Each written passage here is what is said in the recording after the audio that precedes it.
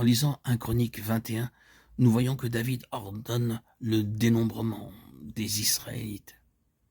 Il peut paraître surprenant que David, après toutes ces années d'expérience et de marche fidèle avec Dieu, soit tombé dans un tel péché, alors qu'il savait que la prépondérance de ce peuple sur les autres nations ne dépendait pas de ses qualités humaines, mais de la puissance de Dieu. Ainsi, David commet ce péché de l'orgueil, bien qu'il fût passé par une sévère discipline sous la main éducative du Seigneur et que de douloureuses épreuves l'eussent frappé. Ceci nous amène à voir que la croix doit agir toujours plus profondément à cause de cet élément de corruption qui est là au plus profond de nous-mêmes, et cette œuvre de séparation doit se poursuivre jour après jour en nous afin que l'homme naturel soit entièrement mis de côté. Oui, il faut que la croix, avec ce qu'elle signifie, à savoir la fin de nous-mêmes, pénètre dans les profondeurs les plus intimes et secrètes de notre être, car nous ne savons pas ce qu'il y a de notre vie propre, de notre moi dans les mobiles qui nous animent. C'est pourquoi le Saint-Esprit doit mettre en lumière ce qui est caché.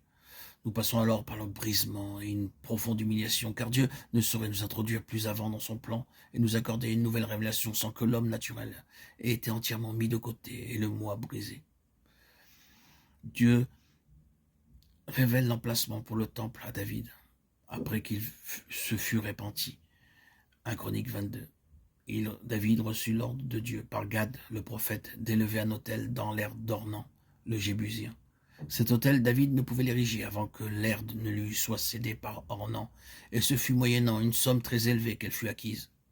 Ornan, le Jébusien, montre que l'incroyant n'a aucune place dans la maison de Dieu, car il veut que son œuvre soit essentiellement le produit de ce qui correspond et procède de lui-même.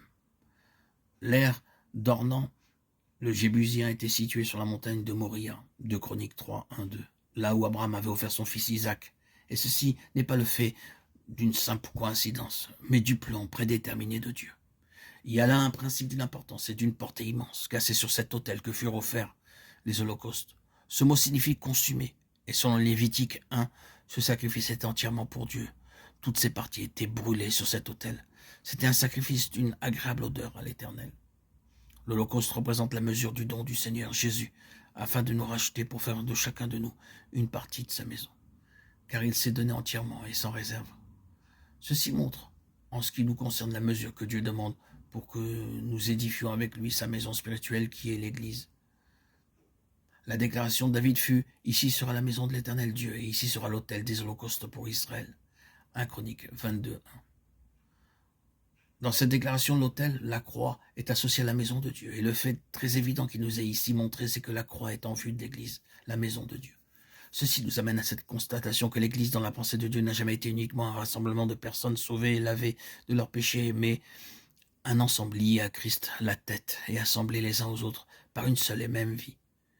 C'est donc un ensemble vivant qui se meut selon la vie de la tête. L'Église est donc le vase et l'instrument par lequel le Seigneur continue de témoigner de sa résurrection et atteste par elle le triomphe du calvaire. C'est l'Église, l'instrument de ce dessein, le contenant de sa plénitude, la décision de Dieu étant de réunir toutes choses en Christ. Éphésiens 1:10. Il a tout mis sous ses pieds, et il l'a donné pour chef suprême à l'Église qui est son corps, la plénitude de celui qui remplit tout en tous. Éphésiens 1:22-23.